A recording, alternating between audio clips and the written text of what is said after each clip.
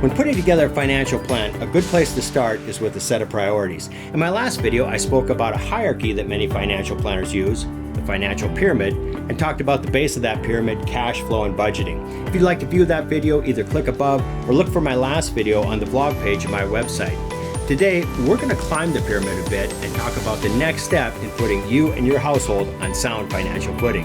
What's that? Well, the next step in achieving wealth is having a plan in place that will protect you from something that could quickly make you really poor. Stay tuned, everyone. The Financial Pyramid, Risk Management, coming up.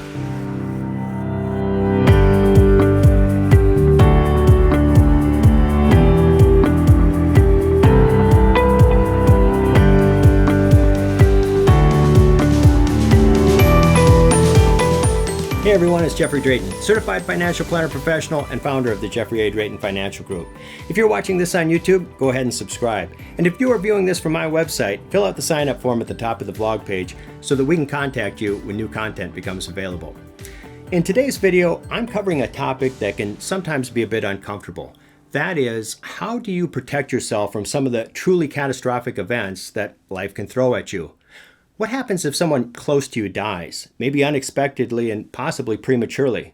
What if you were to lose your job and for some period of time no longer be able to provide for your family? Or worse, become disabled and no longer able to work at all? And what if the market were to crash tomorrow and lose, say, 50% of its value? Now half of your life savings is seemingly just gone. The fact of the matter is, we live in an uncertain and dangerous world, a world that has risks. And those risks need to be managed. There are things we can do every day to bring those risks down to an improbability, preferably a remote improbability. I would hope that every time you get in a car, the first thing you do is fasten your seatbelt. Or better yet, make sure everyone in that car with you has their seatbelt fastened, and then fasten yours. But the truth is, we'll never reduce all the risks we face on a daily basis down to zero. And for that reason, in our life, including our financial life, risks need to be managed. We need a risk management plan. So what is that plan? How do you plan for catastrophe? Well, first, you need to identify the types of catastrophes you want to protect yourself from. For instance, you lose your job and therefore for some amount of time no longer have a paycheck and therefore can't pay your bills or provide for your family. A solution to that? Have an emergency fund. A dedicated fund of secure assets, likely cash or some equivalent, set aside to cover household expenses for whatever amount of time you think it might reasonably take to get reemployed.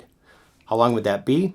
Well, that depends on you and what type of job you'd need to regain. But for many people, a reasonable assumption would be somewhere around 3 to 6 months, which means you need an emergency fund that can cover expenses for a length of time equal to that. And what about risks associated with investing? How do you deal with those? Well, that's a great question. And in my next financial pyramid video that will be specifically on investing, we'll go over some investing strategies that professional investors use to try to manage those risks. However, for now, suffice it to say, a diversified portfolio. A portfolio that matches the volatility or riskiness of your investments with the expected length of time between now and when you hope those investments will, quote unquote, pay off. Those and others are strategies we use to try to control that risk, or at least bring it down to a manageable level. But what about some of the other risks? How do you deal with the possibility that either you or someone you love and likely depend on might die? Or maybe they become injured and disabled, either temporarily or permanently, and now can no longer work. And what about your major assets? How do you protect yourself from the possibility of losing your home? Or what about the exposure you have to liability? For instance, getting sued for damage or injury caused to another for which you might have had some responsibility.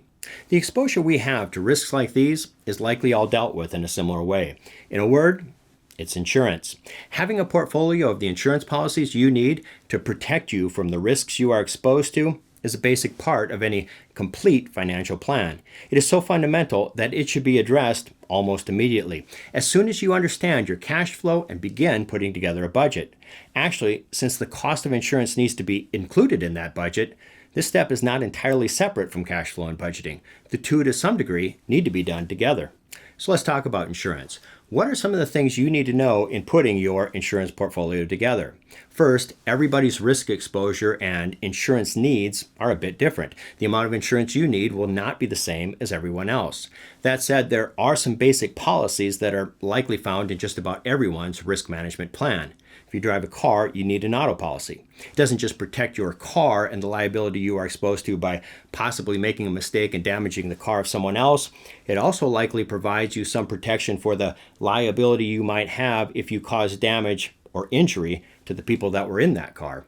And for many people, their home is the single largest asset they have, and homes can be ruined. Fires, floods, storms, there are several things that can potentially destroy a home and make worthless that asset.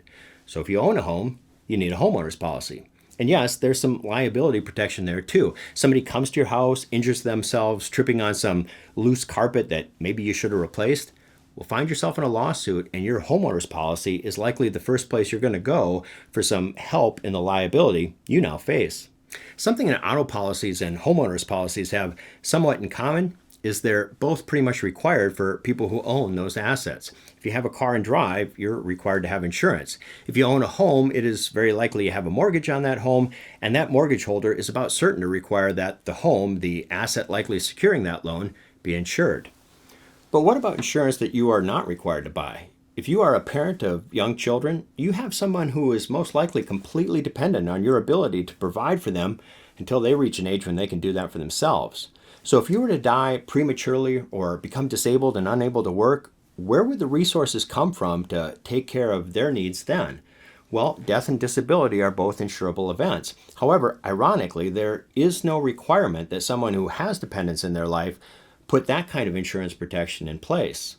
So that's step one. Identify the risks, and now you're ready to put together the risk management plan to address them. And here's where you're going to discover a truth about risk management and just about everything in your risk management plan. Pretty much every element in that plan will have a cost. Risk management doesn't grow your wealth, it protects the wealth you already have, or in some cases would have in the future. There's no need to tell you that insurance isn't free, I'm sure you're well aware.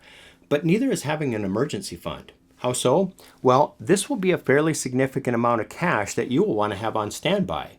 And as an investment advisor, something that I and my colleagues recommend all the time is to not hold too much idle cash. Why? Holding cash has an opportunity cost. That money could be invested and therefore earning an investment return.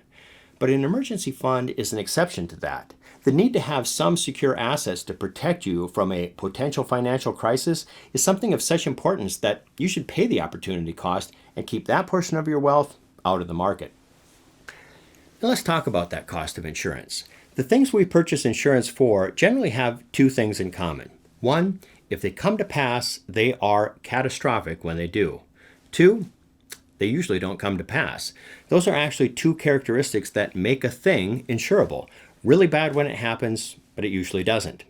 An insurance company would not take a few $1,000s from you for a homeowner's policy and thereby agree to pay you the tens or hundreds of thousands of dollars that it would cost to rebuild your house if it burns down, if houses routinely burn down.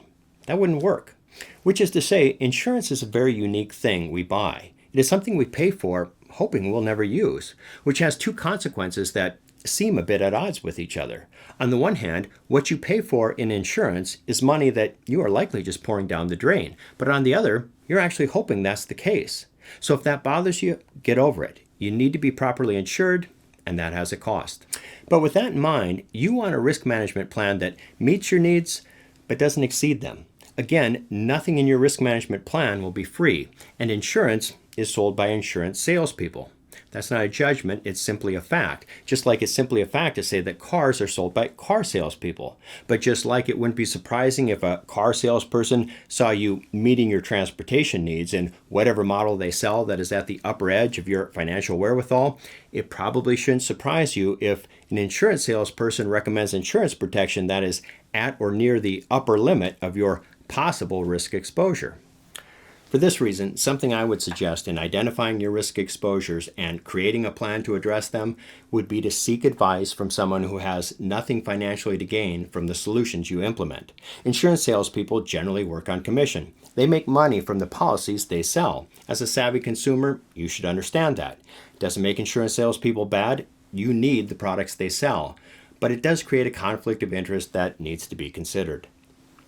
Hey everyone, I hope you found this video useful. If you have specific questions regarding your risk protection, insurance, or really anything regarding a holistic financial plan or need for financial advice, I highly recommend you meet with your, hopefully, certified financial planner professional. The letter CFP with registered trademark sign following somebody's name mean that person has undergone training, testing, and has experience to help ensure they have the ability to provide the highest quality of personal financial advice. Again, I'm Jeffrey Drayton. Thanks for watching.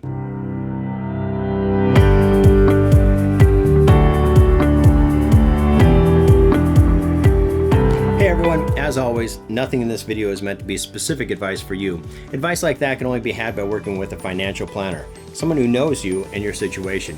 I would encourage you to seek out someone who is a certified financial planner. This is signified by the letter CFP with the registered trademark sign following his or her name. I would also encourage you to work with a fee-only financial planner. Last two words, fee only, not fee-based, not fee plus commission. Both of those terms mean that the planner or advisor can receive commissions and is therefore not free of the conflict of interest inherent to commission sales. Again, I'm Jeffrey Drayton. Thanks for watching.